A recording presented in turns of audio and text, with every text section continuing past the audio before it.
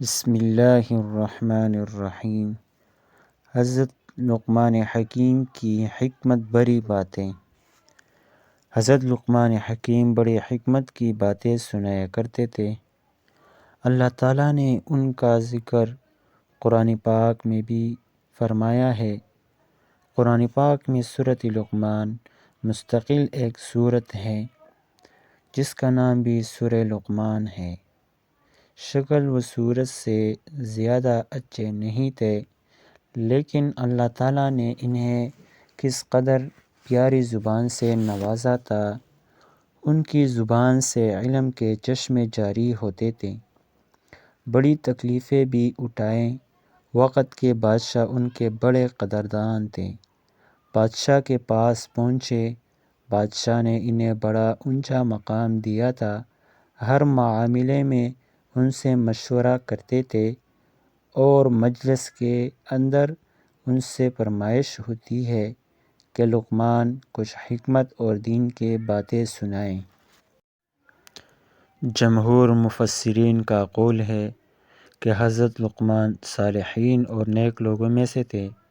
حضرت لقمان رحمۃ اللہ علیہ کے متعلق آتا ہے کہ اللہ تعالیٰ نے ان سے پوچھا کہ اے لقمان، ہم تم کو نبوت دینا چاہتے ہیں، اس کے لیے تیار ہو؟ تو آپ نے کہا کہ نہیں، مجھے نبوت نہیں چاہیے۔ حالانکہ کتنی بڑی عظمت کی بات ہے، کتنی بڑی فضیلت ہے۔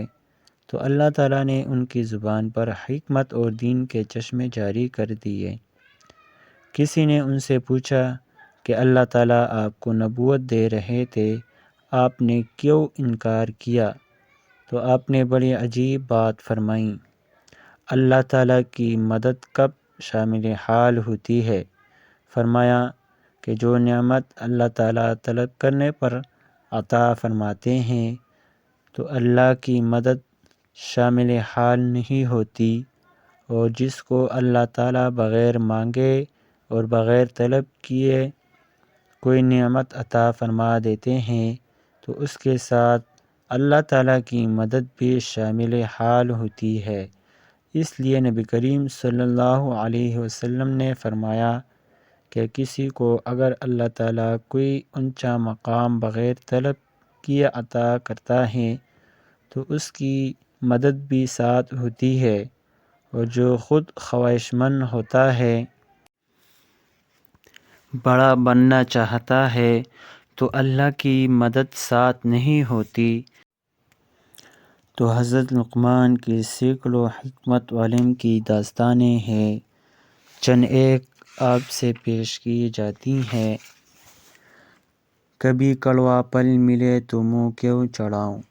ایک دن لقمان حکیم رحمۃ اللہ علیہ بادشاہ کے پاس بیٹھے ہوئے تھے تو کہیں سے ایک وفد آیا اور بادشاہ کو کھانے کے لیے ایک پھل پیش کیا کہ یہ پھل صحت کے لیے بہت اچھا ہے۔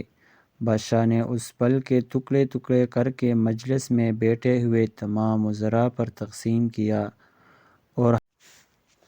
اور ایک ٹکڑا لقمان حکیم کو بھی دیا۔ وہ پھل بہت کڑوا تھا۔ جس نے کھایا کوئی قے کرنے لگا، کس نے پیٹ پکڑا ہوا تھا تو کوئی منہ میٹھا کرنے کے لیے شکر کی تلاش میں نکل کھڑا ہوا، لیکن لقمان حکیم رحمۃ اللہ علیہ نے پورا پھل بڑی خوش اسلوبی سے کھایا۔ جب کھانے سے فارغ ہوئے تو بادشاہ نے پوچھا کہ لقمان، تم نے اتنا کڑوا پھل کھایا اور تمہاری پیشانی پر کوئی پریشانی نظر نہیں آیا؟ لقمان حکیم نے کیا خوب جواب دیا۔ فرمایا، جس بادشاہ کے ہاں سے روزانہ اچھے اچھے پھل اور کھانے ملتے ہیں، اگر اس کے ہاتھ سے کبھی کڑوا پھل کھانے کو ملا تو منہ کیوں چڑھاؤں؟ اگر کبھی اللہ تعالیٰ کی طرف سے مصیبت آ جائے تو غم کیوں؟ اسی طرح میرے دوستو، جس رب العالمین کے ہاتھ سے ہمیشہ اچھی اچھی نعمتیں اور خوشیاں ملتی ہے، اگر اس کے ہاتھ سے کبھی مصیبت آ جائے تو غم کیوں منایا جائے؟ ہمیں اللہ تعالیٰ کی شکر ادا کرنی چاہیے ہر حال میں۔